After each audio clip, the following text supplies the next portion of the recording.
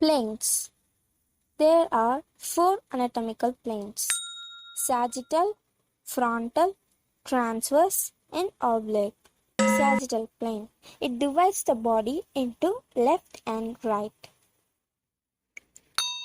If the plane passes through the midline, it is called mid-sagittal plane.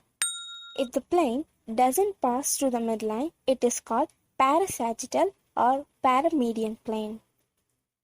Frontal plane. It is also called as coronal plane. It divides the body into anterior and posterior. Transverse plane or horizontal plane. It divides the body into superior and inferior.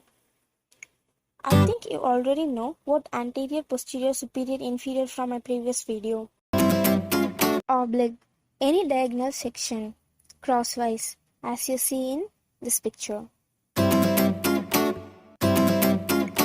Any front or back movement is said to be in sagittal plane. Any lateral movement is said to be in frontal plane. Any kind of rotation is said to be in transverse plane.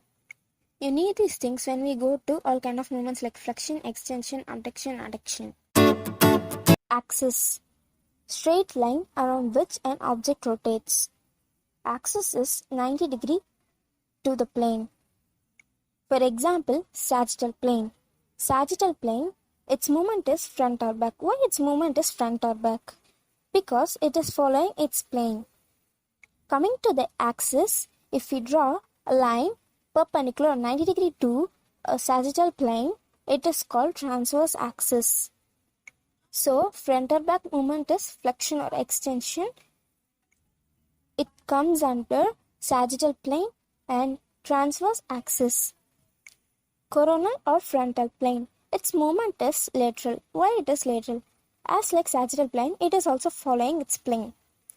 For axis, if we draw a 90 degree line, it is called anterior posterior axis. So, any movement lateral is coronal, frontal plane and anterior posterior axis.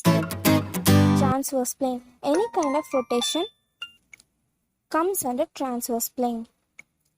It is also following its plane. And for axis, if you draw a 90 degree line, it is called vertical axis.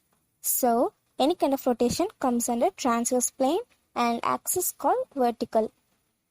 That's all for today. Hope you guys enjoyed this video.